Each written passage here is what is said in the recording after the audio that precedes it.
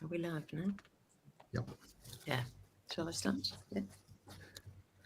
Yeah. Good morning, everybody, and welcome to the Hexham debates. Today, we're talking about climate action after COP27, and we're very pleased to welcome Professor Barry Gillis, who's going to be talking. It's the usual format. Barry will talk for about half an hour, and then we'll respond to the comments and questions in the chat. So please keep them coming in. So I'd just like to introduce Barry. But before I do that, I want to thank Hexham TV for making this happen.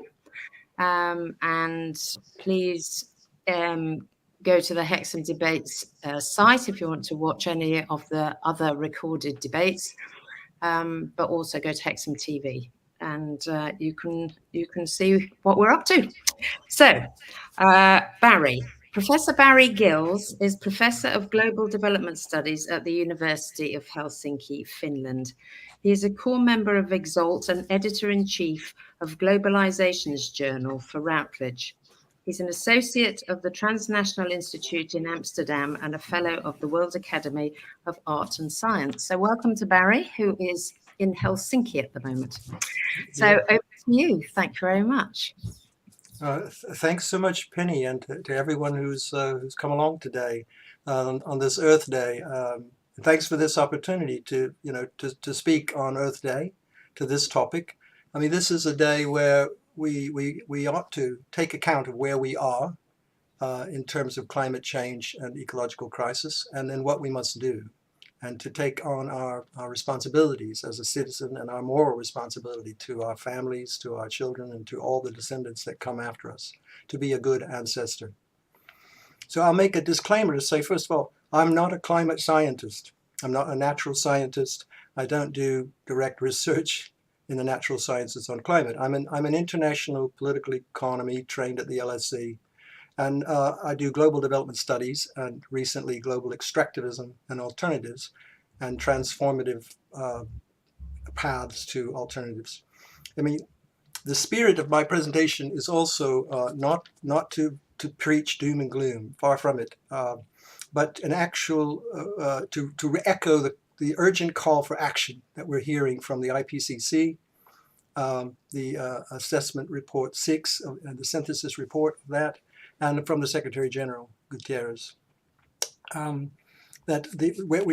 think we probably all know now, so I'm not going to belabor it with too much, that we are in this really acute, possibly unprecedented in the last several millennia of human history, that we have this combined climate change and ecological biodiversity breakdown crisis. And those crises are one crisis. They are combined and inextricable, and you cannot solve one without solving the other. This message is also crystal clear from the IPCC and the UN, and from activists who realize that these crises are also so severe, in a way, so dangerous, that we are in a planetary emergency. But the problem is that too many of us are still not truly aware of the type of risks that emergency entails now and in the future, and not realizing what's at stake. So this crisis is so acute and severe that it actually, in reality, you might say objectively, requires that everyone, everywhere, every person, every citizen, every government, every corporation, every bank, every financial house, every civil society organization, everyone, everywhere in the world, all regions have to take urgent action and take their responsibilities very, very seriously. So now the message from the sixth assessment report. You know that IPCC has these series of assessment reports from different working groups, and finally culminated in a synthesis report just a couple of months ago, which I highly recommend you all go onto the IPCC site and look for the AR6 synthesis report and read through it. I mean, the language is very technical, but they have happily helped us with yellow markings across key texts, which are designed to be read by us, by lay people and understood. And that doesn't take long. That would only act, and then you can look at the charts. Some of these charts are extremely informative, and you could copy them and use them in presentations and with discussions with anyone else. It's a resource, but it's very important information. And what is that information? What is the message, from that synthesis report, AR6? 1, there is no more time left to wait. And we are running out of time. We are running out of time to act decisively in order to prevent catastrophic, irreversible changes, amongst which there could be the, runaway warming. That greenhouse gas emissions cuts must be the focus. They must be prioritized over everything else, including carbon capture and such other things. It must be cuts in actual emissions that must be the focus of our attention. And there should be these cuts have to be really radical and very rapid. I mean, the Rockstrom climate rule says that you should halve your greenhouse gas emissions or carbon emissions, for example, every decade. Halve them every decade. Decade on decade is what we must do. And that is a huge, huge undertaking to achieve that, because we're nowhere near doing that at the present. That there must be no more fossil fuel extraction. It must not be allowed. It cannot be allowed. The International Energy Agency has also said the same thing. It cannot be allowed now. We cannot, because we'll burn up our global carbon budget, as it's called, and then crash through 1.5 threshold of global heating. That ecological restoration must really be, a very, very high priority. This is the decade of ecological restoration through the UN. Conservation of ecological systems must become a very high priority in order to protect and restore biodiversity and ecosystems and link up the ecosystems across the whole planet.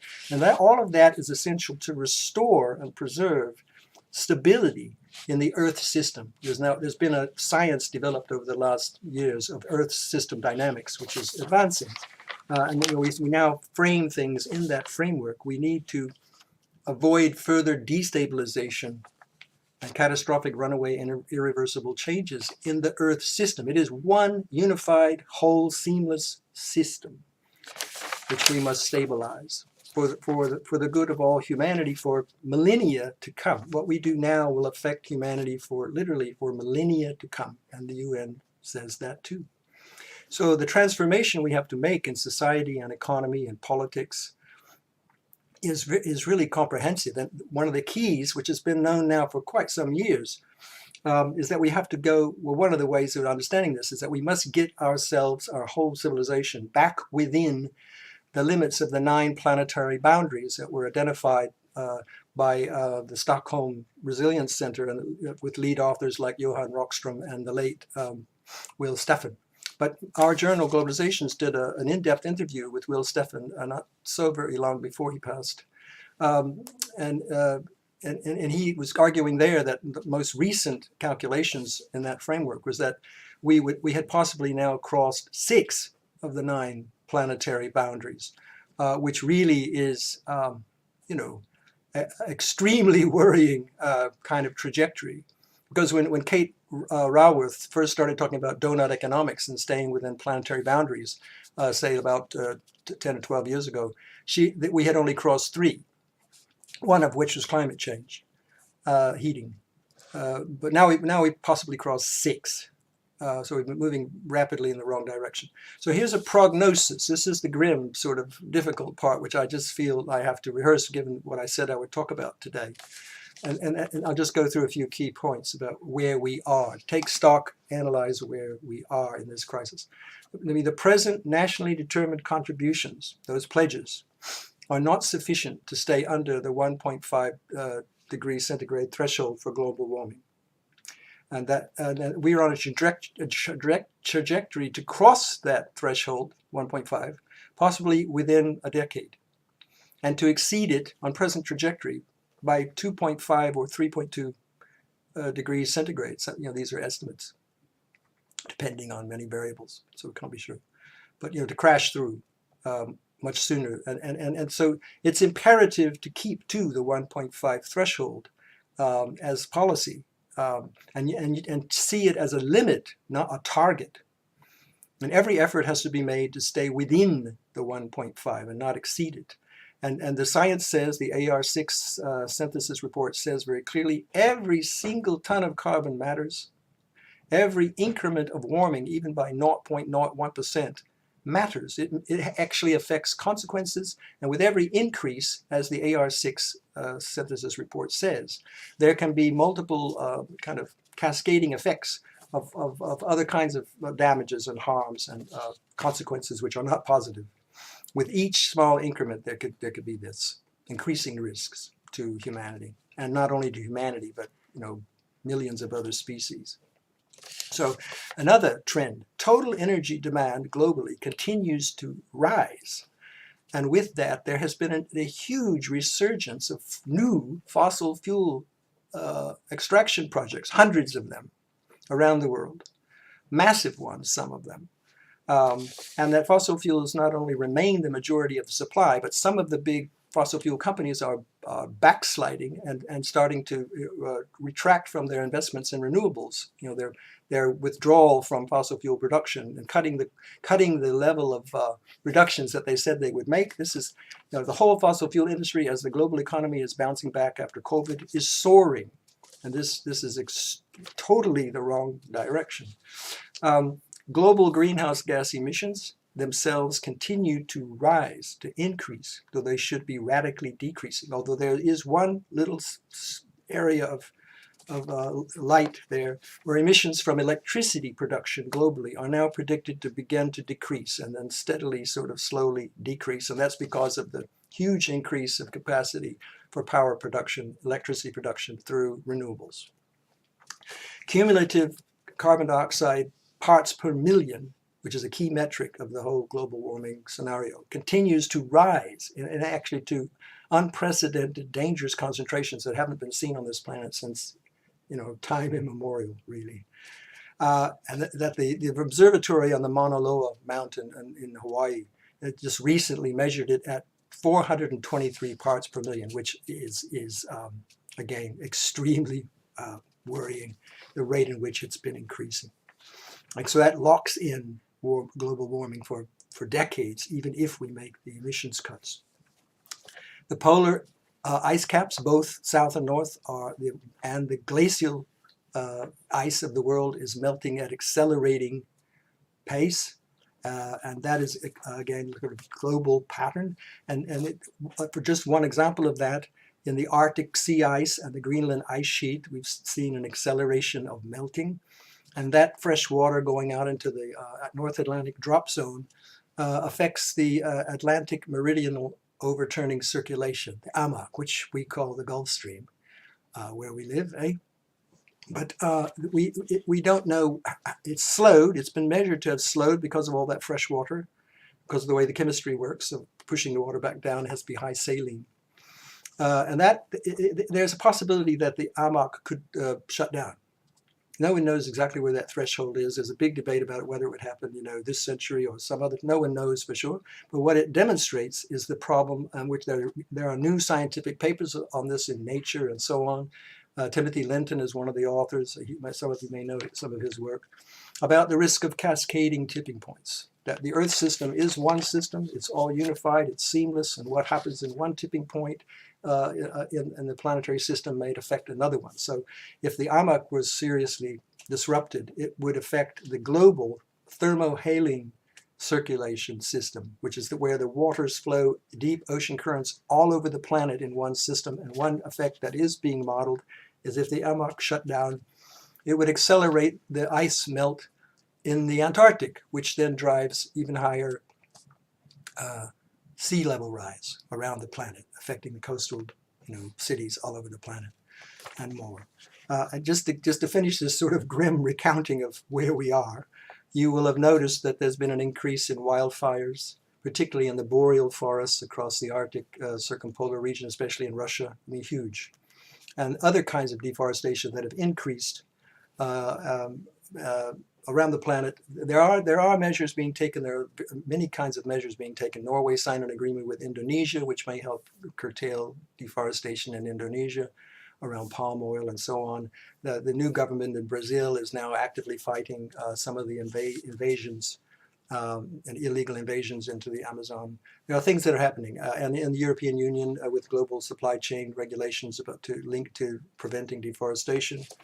There are imports to Europe. All these things are happening, but there's so much more that has to be done, and the cost of it per annum to actually deal with it effectively has recently been estimated at something like $300 billion a year, just to stop deforestation properly.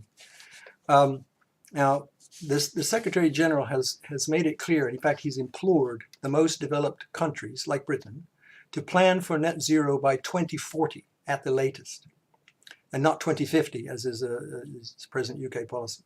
And that's in line with the principle of common but differentiated responsibilities, which has to do with your historic emissions, because the British Industrial Revolution, coal burning and all that was a huge contributor cumulatively, and at the present too. Level of emissions, compared to the least developed countries, for example. And so Britain should really be at the foremost level in the world of activity.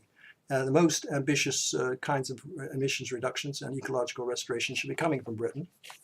And the UK has in fact pledged the most far-reaching short-term emissions target of any major economy in the world, pledging 78% cuts from 1990 levels by 2035. So that's very encouraging if it's implemented. However, there are reasons for concern that the UK government may not fulfill all of its targets, and that there might be backsliding, which, by the way, is forbidden in the Paris Agreement, that yet you should backslide on your commitments. But especially it's a concern in biodiversity, where the general call now out there is that everyone should be, planetary scale, we should be looking for 30 to 50% of terrestrial land, of freshwater sources, and of ocean waters that should be protected. And yet, here I'm going to read to you a few bullet points from information that was just provided by XR scientists for the activities that are going on in London, the big one this weekend. The following: the government has only protected 5% of England against its own target of 30% by 2030. In committing again to nature restoration targets at COP15, the biodiversity conference, the government ignored the advice of Natural England that it needed to protect 3 times its target area to meet its COP commitments. The UK has failed to reach 17 out of the 20 UN biodiversity targets agreed on 10 years ago, and in 6 areas the UK has actually gone backwards. The present government's EU Retained Law Act will scrap over 570 environmental protection laws unless new legislation replaces these within the next year. More than 90% of Britain's offshore marine protected areas are still being bottom trawled and dredged, and the government has only met 4 out of the 15 of its own marine strategies indicators for healthy oceans. So you can see why there's concern that the UK may not fulfill the commitments that are needed to stay within the 1.5 and fully perform ecological restoration and protection. So one of the things that's being called for by many, including myself, and I hope you, that the UK government must now publicly declare and guarantee that it will from now on follow the science, that it will formulate national climate change and policy and international climate change policy, and on biodiversity and ecological restoration policy and conservation policy, only on the basis of the best scientific evidence available. And then it will fully implement those policies and with urgency. We need that pledge because we have a doubt, and we cannot afford the government to let us down, to let down our children, to let down the future generations. This would be immoral and highly reckless behavior by any government, including our own. And now I promised to talk about the limitations of the IPCC approach in general. So just a few comments about that. One, that they provide indispensable, extremely necessary, important natural science data. They do, of course, increasingly important and with urgency. And they provide some principles for a transition to a net zero society, such as justice, equity, inclusiveness, fairness. That's fine. But this is scientific data, and there's a particular conservative methodology involved with that, which we could talk about later, which is probably proper, but it has a consequence. that they have only, that until recently, they haven't really sounded the level of urgency that they could have done because of the fear of being alarmist, you know, and that was that sort of, there's a sort of built-in conservatism in the way that they create the scenarios that they do. And there are no political prescriptions. There's no strategy of social and political transformation. There's no roadmap to achieve the necessary goals, and nor is there any model of political economy, no new paradigm, no new, you know, alternative economics, and no clear, you know, definition of the desired end state, other than you know, this sort of limited number of indicators that we have to reach. And so that's up to us. We the people, we have to create those social, economic, and political pathways, which are absolutely essential to our future and probably our survival. The missing element, the missing variable in all of this, in the transition, as it's called, is political will, which is widely acknowledged. And the AR6 synthesis report says that it in a way concludes on that, as do many others.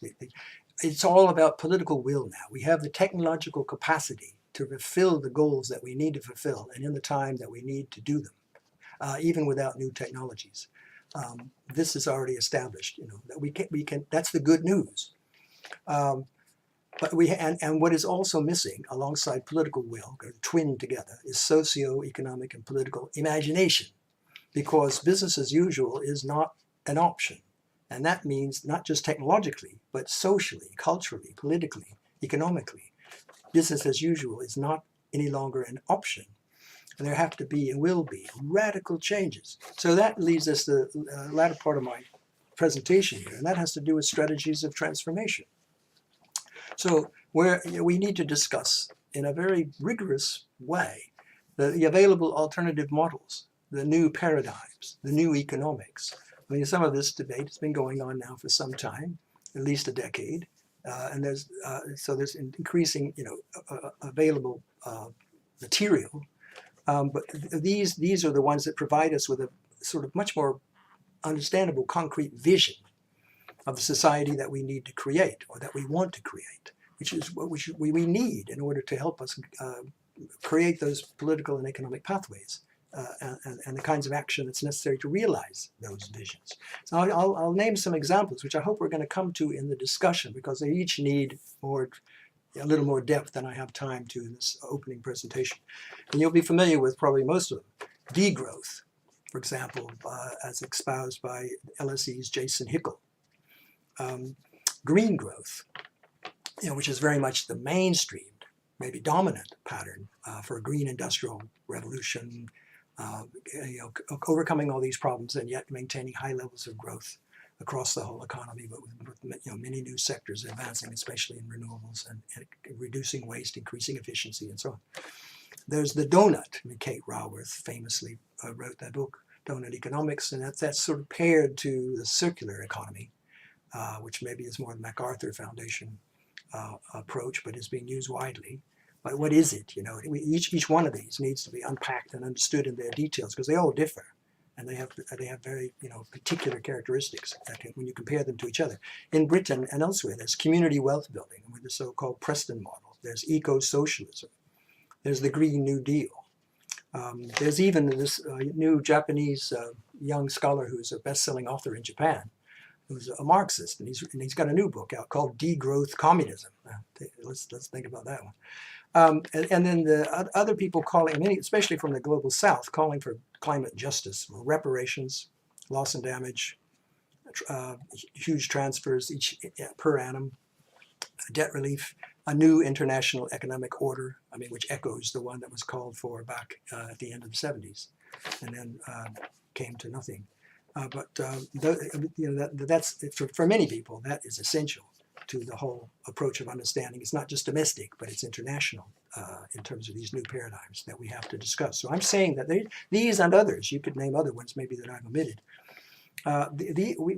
We just ordinary people ourselves, we have to look into these. We have to study them. We have to find out. There's a huge amount of material, good videos on YouTube, for example, for each of these, and sometimes very, very, very good.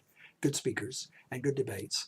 But we have to have these debates in our communities. This is really, in our civic organizations, civil society organizations, our churches, our trade unions, where your workplaces, and our family. We have to decide, where are we going? Which model or which paradigm are we choosing? Or because we've worked it out thoroughly and talked it through in dialogue and decided which one of these or another we actually want to put all our energy behind, individually and collectively. So that leads to the final part of what I'm saying this morning, which has to do with reflection and self-reflection, critical reflection on the forms of action that are available. This all is kind of on the presumption that there will be good analysis, education, forms of organization and mobilization for collective action. Yes, that's all part of social change. But then we have like a toolkit of possible ways of acting. Again, we need to debate and constantly discuss and critically reflect on in the social organizations we belong to, whatever those are, in civil society or political parties or another way. But that ranges from strikes, protest, peaceful protest, demonstrations, pickets, and so on. It's morphed into more and more disruption recently, as you'll all be aware. Insulate Britain, Just Stop Oil, etc. Even, yes, XR previously, before this weekend. Yes, occupations, and sometimes quite militant occupations, not just in Britain, these techniques, where there's been increasing recourse to disruption and occupation and even sabotage. You'll find this going on in movements in Germany, in France, in Spain, sometimes very dramatic, large-scale actions, and sometimes confronted by police violence. Recently happened in France, very, very bad. Some people were killed by the police violence.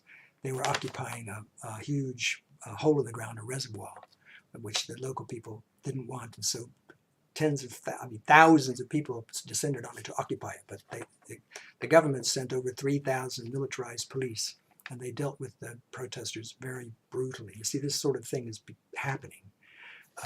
So there's also court action. There's usual electoral political party action, and then the popular idea of assemblies. What kind of assemblies and what scales? One big national assembly, or assemblies in every municipality, or many assemblies in every ward. And what are the powers of the assemblies? Are they simply consultative? Are they only temporary? Do they meet one-off? Or do they have some, like in participatory budgeting, do they have real influence in the decision-making? And are they ongoing? They become institutionalized in society as part of the people's voice and the people's direct participation in democracy and renewing democracy, not just through the parliamentary means of elected representatives. These kinds of big ideas, but what kind of society are we going to build? And so that with that, we also have to, all of us, seriously, in any of these organizations, really now, especially right now, from this weekend and after this weekend, and what's going on in London, is to once again discuss in a very serious way our theory of social change. Not just your theory of change, and not just kind of like a default theory of change, which means you're always pleading with the government to do something better, but your whole theory of social change. Who are the power players? What's the nature of power? Who are the actors? What are the leverage points for action? Why do you use this tactic in this situation and not in another? And then so on and on it goes, and how you see all of this as a long-term process, not just something that just one, I think, which we all now realize, the rest of our lives and our children's lives and possibly our grandchildren's lives. I have a 6-year-old granddaughter up in Orkney. I think about her every day. This is her century. You see, so this is a long-term problem, and we all will be involved for the rest of our lives in sorting this out, and that's just inescapable now. We can't, there's no other way. There's nowhere to hide. We have to just accept it. So I'll just end on a note from a famous scholar, especially in my field, in international political economy and development studies, Karl Polanyi, who spent much of his working career in Britain, although he is Hungarian originally, in workers' education. But he wrote a famous book, a really, really hugely influential book at the end of the Second World War, which he called The Great Transformation. And in that book, his whole point of the analysis was try to understand the failure of the liberal international order, both economically and politically and geopolitically. And it's the rise of fascism and the rise of militarism, and then of the Great Depression and war, the self-destruction of the system. And one of his theses was that it was partly related, maybe significantly caused by a kind of marketization of society. That he actually said that this market society was highly unusual, even unique in human history, where instead of the market and the economy being embedded in society and controlled by society, society became embedded in the market system and the economy and controlled by the economy and those who control the economy. But the liberalism in this system brought about its own self-destabilization and finally its collapse. I mean, a tumultuous collapse, as we all might fully realize, Great Depression and World War. But out of that, he also talked about what he called the double movement, which it isn't just simply all descent into authoritarianism and so on, but also the people respond. People don't just look passively upon crises of this magnitude, because people want to flourish and live and have stability, safety. They want to be happy and pursue their own ends in peace. So society has the need and the right to defend itself, and society does defend itself. I'm talking about society, the moral and political society of human beings. I'm not talking about the state or the so-called economy, but us as society, something far more deep and profound than those other forms. And so I think we're in a great transformation again. In other words, we have a climate and ecological crisis, yes, but I think the people need to understand how much more comprehensive it probably is. You can see tendencies going on of the type that Polanyi analyzed. They're so far not overwhelming, but they are very serious. And so we have to realize that this is a huge change we're talking about, a new great transformation that's going to occupy the rest of our lives. But we need to be fully engaged in it. So we have to prepare ourselves with analysis, information, organization, mobilization, and collective action. Otherwise, we've got no real future. I'll end it there. Thanks. Unmute me. Am I muted? No, you're on. Oh, thank you, Barry. That was great. Very interesting indeed, and lots of challenges for us. So I'd like to kick off the discussion, I think, really, because I absolutely agree with everything that you've said. And what I'm interested in is how we address the mobilization issue, because people recognize, I think, in the main, that we're heading for a climate and environmental crisis. We're already in it, and they go one way or the other. So they either become activists or they become depressed about the state of affairs.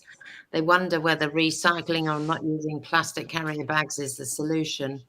And so there's that tension, really, because of the scale of this, about what the individual can do, what communities can do, what governments can do, and then what the global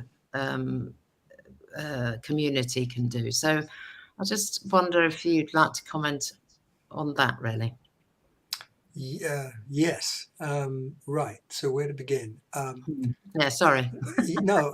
Well, I think that the way to people need to think collectively and act collectively in order to overcome despair, and by acting and working with their fellows, they overcome that tendency to go into depression or despair because the information is overwhelming to any particular human being. We have to take this problem very seriously, and there are epidemics of anxiety amongst the youth in many places around the world, not just in Britain.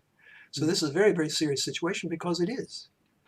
But so let's say, I think it's indispensable now that we think about dialogue and discussion in permanent forums, citizens' assemblies, people's assemblies, call them that. Community level, say there's a movement going on for climate emergency centers, which are civil society run centers with all the kinds of information about alternatives and ways to be empowered, and lots of creativity. There are about 21 of them in the UK so far. But there's a whole movement. You could look it up, climateemergencycenters.org, how to set one up. And I think that we need people's assemblies outside of government, outside of the city council, outside, everywhere, at ward level.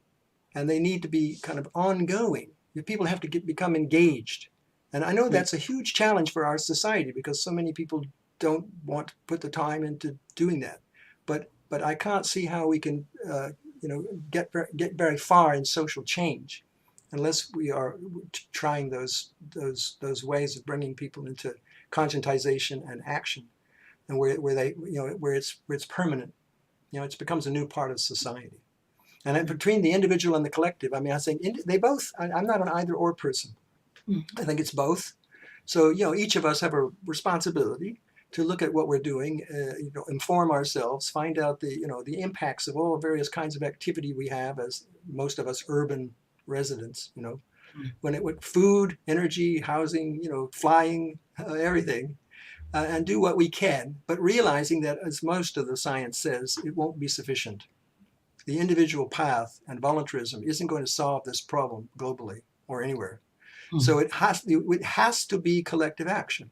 And what we have to debate is what's our theory of social change through collective action, and keep debating that. And if something isn't working, the definition of insanity is you keep on doing something that despite all the results being adverse to what you thought. We have to use that as a practice to say, look, if this isn't working, maybe our strategy wasn't right. And ritualizing protests, for example, is as an end in itself, or just because it's the default behavior. There are problems with that. So you're thinking strategically about what you're doing at every point, and having the dialogues with a lot of people. You're not on your own individually doing this at all, because if that's what you're doing, it's not really going to matter. You alone on your island, it's just not going to affect anything. Did I say enough about that? Yeah, no, that's very interesting. Excuse me. I'm obviously interested in different models of society because I operate on the left of the political spectrum, and I do have quite interesting conversations with myself about, because the urgency of this is that I would attribute the main driver for the situation that we're in being unbridled capitalism and the profit motive. So do we have to look at models where actually private companies, instead of trying to come up with political and social transformation, is it in the short term we make sure that that's where the profit lies, and then in a way monetize the green economy so that investment goes in and it's a motivator? I'm playing sort of devil's advocate a bit, I think. Well, I think we have to identify who the primary opponents are, or even enemies. Like a century ago and more, when there was the antitrust busting movement, say in America and so on, it was explicit that that the great oligopolies, the great monopolies, the great capitalist concentrations, the billionaire robber barons, they were the enemy. They were the enemies of the state, the enemies of the people. They had to be dealt with. They had to be disciplined. They had to be brought to book. The same is true now. The obscene concentrations of wealth, the obscene profits of the fossil fuel companies and their financial backers, by the way, capital, they have to be brought to book. They have to be disciplined by society. Again, it's the same Karl Polanyi point again. Society has to regain control over these economic powers, these monopoly powers.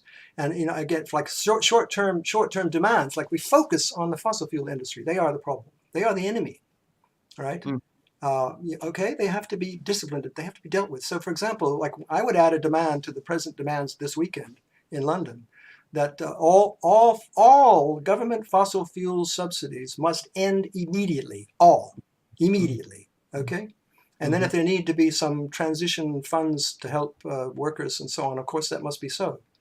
But these fossil fuel subsidies, which, by the way, recently been calculated globally at $5.9 trillion, This is just a kind of madness. It's literally mad economically, and so incredibly damaging socially. And then also the second demand I would add is that there must be immediate, huge reparation payments by the fossil fuel majors for commensurate with the damage they've actually done. And for those oil majors who actually knew about this crisis more than 40 years ago from their own research and then funded disinformation, they should be especially punished. And we should draw hundreds of billions of pounds from these companies in compensation and use that money to help us invest in reorganizing our society to get out of this crisis. Just some examples about what, you have to focus somewhere your action to the source of the problem. And right now, that is the fossil fuel industry and their financial backers. Yeah. Yes, I absolutely agree. So, Pete, have we got any questions in the chat? Not yet. No, not yet. What's this? The silence. Yes, but that's all right. We can carry on having a conversation. Okay, wait for someone to emerge. Yeah. All yes. Right, so examples of the practice. Yeah. So I'm just wondering on a local level, the idea about people's assemblies. There's a particularly good one in Newcastle that's very vibrant. But we are the Hexham debate, so we're necessarily, in terms of our demographic, much smaller. I'm just wondering, we have a town council that has got policies and actually practices, which is around climate change and protecting the environment and rewilding and all the rest of it. Have you got any thoughts about what we could do here? Well, I think I'm not the fount of all wisdom on this, No. and there'll be many people with much more experience of these things than myself. Because I'm a academic, but I try. But from what I know, this idea of establishing a climate emergency center, which is owned and run by volunteers, and it's a civil society organization. There's a model there. I think the one in Guildford is considered to be the best in Britain, and it's like amazing the range of things they do there, and what's on offer, and how much fun that even for spaces for children and creative and art spaces and performing arts. They have talks, they have a library of lots of books about solutions, all kinds of things going on in that center, and that's just permanently there to try to get people engaged. And you can work with the council. Even some of these are established with the direct help of the council. They can be established independently, or they can be established with the council. That's one. So then there'll be a network of these, like the next phase over the next few years. The idea is to have them everywhere, every town across the whole country, where you have climate emergency centers of this kind. And then they can coordinate, they can meet, they can have a big assembly, they can coordinate their collective action together. See, as a new kind of community embedded part of the movement of movements that we're seeing now emerging in this, the big one down in London. 200 organizations have come together finally down in London. That's important, especially if you look at Latin America, if you look at what's happened in Bolivia and Peru and Ecuador over the years, these huge popular-based coalitions are essential if you want radical social change, to actually happen. But it's a long-term strategy. I mean, if you're a Gramscian, you realize that, changing cultural hegemony, changing the structure of power in a society is a very long-term project. But you need to not just contest the state or say, I don't like what the government's doing, or I beg the government to do something better. Always looking to the government and begging the government. That probably will not produce very radical outcomes, from what we know from history, and what we learn from the global South. And our own history, the history of revolutions and so on in Europe. It's got to be popular-based, and that means organizations that are community-based. And they've got to be prolific, and they've got to be strong, and they've got to be coordinated to really get somewhere. And that takes years. That's where we are, I think. It takes years of work, so we have to accept it. I'm saying we should accept that now and focus on it. Symbolic protest as a kind of ritualized behavior is really very limited. I mean, do you really think that the Rishi Sunak government is going to jump and give in to the demands of the big one down in, I don't mean to be cynical, But how realistic is that expectation? So that means your theory of social change needs to be reflected upon. Stop asking them as the primary focus of what you're doing. They're not going to listen anyway. They have no desire to listen because they're there for other interests. And they have a very different ideology. Right? So then different consequences flow from that realization, both in civil society organizations and in electoral politics. Yeah. Yes, thank you very much. So we've had a question around electoral politics. So it says, how do we as individuals take appropriate and sufficient action on the climate emergency as voters demanding and voting for concrete policies, or as individuals? Oh, well, I mean, that one seems, again, I don't, well, let's say one of the things that's a problem with that is that, I'm living in a part of the year in Finland where every government is a coalition government. You would be amazed by the range of choice in this country as to a huge number of parties and candidates, and the way the proportional representation system actually works out in the end. And of course, we have that in Scotland and elsewhere. So it's Parliament. Westminster parliamentary system is a problem, a serious problem. So like just kind of turning it around a bit, like putting it on its head. We urgently need political system reform, because the one we have, is really not serving us and is incapable of producing the kind of, a genuine representation of the people's will. Honestly, I think that maybe is a widespread perception right now. And so what do we do about it? You can vote, but does your vote really matter? I mean, people are doing constant, calculations about this, that it takes 886,000 votes to get one Green MP into Parliament, but it takes a fraction of that to get one Tory in, or one Labour candidate in. You see that this is fundamentally wrong. So let's change the voting system so that votes actually matter and represent the will of the people. Let's get used to coalition governments, which might govern much better. I mean, I know there's a fear of coalition governments, but I think it's misplaced compared to what we have. Yeah, great, thank you. So we've had a question here. It says, what should my consumption be as a fair share of the Earth's capacity, as a fair share taking into account that I live in a developed country and others don't? Okay, well, probably this is a class issue as well. Because I'm not going to be talking about people who are already struggling to get by and even to heat their house and have proper food. I'm not going to be telling them that they have to go for more, tighten your belt. I mean, that's just kind of obnoxious. But the middle class and the rich, that's where the calculations become very different. And so, for example, that's something it's difficult to say for each individual person, but it's common knowledge that flying is the worst thing you can do in terms of your personal footprint. And so everyone needs to really seriously now consider, look, okay, am I going to keep flying off holidays a couple of times a year? If I don't have to, can I just go up to Scotland or something, or take the train, down to Europe? And that is the single biggest thing you can cut. I mean, and that's shown by statistics over and over and over again. And for the frequent flyers, it's really just something. I mean, this is behavior that is, it's not acceptable, really. To be flying off on holiday 6 times a year because you can, because there are cheap flights, and this has got to stop.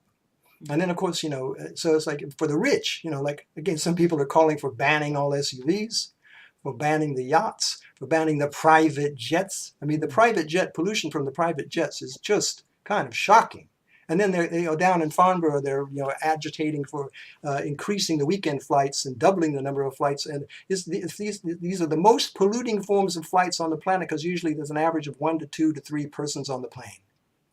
There are certain kinds of, this very much depends on a class question of how you look at your consumption and what you need to cut. So just do your best. Use your common sense, and don't blame yourself. It's not your fault. All right? Don't beat yourself up. Just do what you can. But especially flying really has to be cut. It has to be cut. Cut it where you can. Unnecessary luxury, leisure flying really has to be cut back radically. As an individual. Anything else? I think So Yeah, I think the issue about poverty is a really important one, actually, because it's a sort of, I don't quite know how to frame it really, but I think the middle classes have much more room for manoeuvre. Their impact in terms of using cars and all the rest of it will be different to people who are poorer, but actually we can make a series of decisions that people who are really just surviving can't, and more and more people, especially in the UK, are going into that category where actually climate change is dropping down their agenda, because they're as they were called, the just about managing, and that's where the focus is. Yeah, quite. Yeah. So, and of course that begs the question of like self-help, mutual aid. I mean, the kind of Hobbesian pessimists about human nature in the COVID crisis were proved wrong. People who are predicting, people are selfish, life is nasty, brutish, and short, and then they're just going to be worse than they were before. No, it's the opposite. Mutual aid societies popped up everywhere. Food banks popping up everywhere. People helping each other. See, so that's also part of this question where like the crisis with so-called cost of living crisis, people being ground down towards impoverishment, immiseration, kind of old-fashioned. That's so fundamental a part of what's happening in Britain today, and not just Britain. So that one size fits all. Everyone should do this or everyone should do that. No, that's a kind of wrong approach. Mm-hmm. We've just had a message actually from somebody who's watching this debate saying, I'm watching the Hexham debates, can't work out the chat function to comment. Please could you tell all viewers that there are lots of environmental action groups in Hexham that people can get in touch with. The town council is working hard to bring them together, creating community resilience. I will post a list of all the groups on the Hexham Climate Action Facebook page for now. There is a lot going on, and I'm really interested in what you're saying about people coming together. I think it's really important because particularly in Hexham, there's lots of actions taking place, and we need to all have a big forum where we work on common things. That's it, a social forum. I mean, I've been engaged with some social forums in different parts of the world over the last 20 years or so, including in Peru a long time ago. And I know that there's like a social forum movement across North America. It's like this is a well-known forum, and they happen here in Helsinki regularly, in Finland. So you organize a big gathering precisely so that the whole range of civil society organizations, for example, if you wanted to limit it to ecology, environment, climate change, you could do that. Yeah, that would be useful. But also you have to remember that just having speeches and speeches and speeches really isn't always the best way of doing this. I mean, some speeches, and of course everybody has their stall, and there's a lot of conscientization going on, but really you have to organize assemblies within the social forum. I remember in the World Social Forum a long time ago in Hyderabad in Asia, I was there, and we created a manifesto of the social movements, and we created an assembly of the representatives of the social movements. And we thought that should be a dominant form in the World Social Forum. In the end, it didn't really work out like that, but we tried. And so again, this idea of assemblies could be very flexible. It doesn't just have to be, the big, spectacular, one-off citizens' assembly that makes recommendations, but has no power. You can use the idea of assemblies in every arena that you've got, and social forums, and bring everybody together and see what happens. But you have to get them talking. You have to organize them into groups to talk to each other for hours in meaningful ways, and then discuss even decisions that they might want to make, plans they might want to make for collective action. That's the way, I think. Right, that's really interesting. So we're coming up towards the end. Could you just, in the last few minutes, expand on you're talking about Karl Polanyi? Karl Polanyi. Should I write it in the chat? Yes. No. Wait a minute, I'm not sure I can do it. Is it? I promise, but I'm not sure. Is it Polagna? Polany. Oh, Polanyi. Karl with a K. Karl. Yeah. Polanyi. Polanyi. Polanyi. And the book is called The Great Transformation. I mean, it's been a classic ever since, many decades now. And in 1989, I think it was hugely popular again because of what was happening in Eastern Europe. People wanted to understand a great transformation from one social system to another. But now, maybe it's even more relevant this time, because that's what I was trying to say. I mean, we have a climate and an ecological crisis, but we also have a huge system crisis, which is much more broad. And you can see signs of, authoritarianization, militarization, arms races, war and conflict, impoverization and increase of the inequality and, the class exploitation, all these things, which may have resulted partly from 40 years of the embedding of neoliberal economic globalization, neoliberalism, right? Yeah. So, we have to confront this because there is a danger that history will repeat itself and we will have a breakdown, not just the climate one. So this is people have to understand, and this book is very useful to understand some, and also that society responds to protect itself. But how? To reestablish control over capital, to discipline capital. This is a political objective which really is necessary. Yeah. Yes. Great term, disciplining capital. Yeah, that's what we need to do. They think they have impunity. They think they can do anything. They think they can make obscene multi-tens of billions of profit, gouging out from, because the prices they could charge because of the Ukraine war. I mean, this is obscene. They have to be stopped. That's political power is the only thing that will stop them. Yeah, great. Okay. So we've had some questions about consumption, but I think that you've actually answered those, that we have to make our own decisions in terms of our own particular circumstances. And do what we can, do our utmost, pay attention, do your homework, due diligence, study, and then, but don't feel guilty if you think it's not your fault. So we've got 4 minutes. Barry, is there anything that you would like to say just finally? Well, I'd like to say that the theme of this talk, the crisis is acute, and actually we have been going in the wrong direction rapidly for quite some time. So I think the penny has to drop that, it's time now for all of us, including myself, to renew your commitment to study, to analyze, to dialogue, to get organized, to meet with other people, to act. There's nothing else to be done. But some of the good news is that actually technologically it's possible. We could be in a much worse situation where we didn't even have the proper tools. But we do.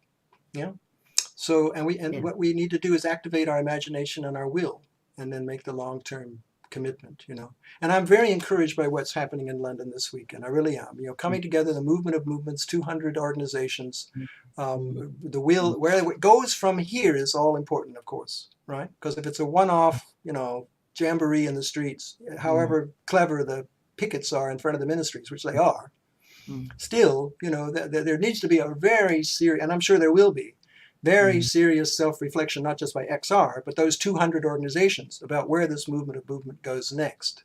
Why, how, by what theory of social change? And then what strategies of collective action emerge out of that? Maybe not so traditional ones, But that's going to come out of a big dialogue, which I hope is about to happen at that scale of the movement of movements. Yeah, that's great. Well, Barry, thank you so much. Although the picture is gloomy, there's so much for us to think about and so much for us to do. And I really appreciate you talking today. So the next Hexham debate is happening on the 10th of June. And it's No Safe Passage to Safety, the need for a review of the UN's definition of a refugee. So that's another crisis. So climate refugees are going to happen, are happening. So it's all part of the picture, really. So I would like to thank everybody for watching. I'd like to thank Pete from Hexham TV very much. It's a great service that you provide. Thank you, Pete. He is next. Thank you, Peter.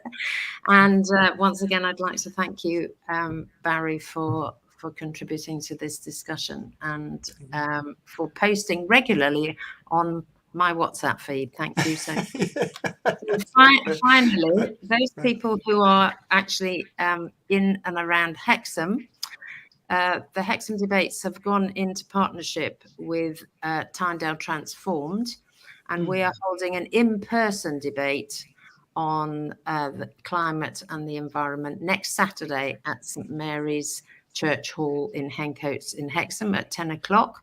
And we've got representatives. The idea is that we follow up this conversation on a local level. So we've got representatives from XR.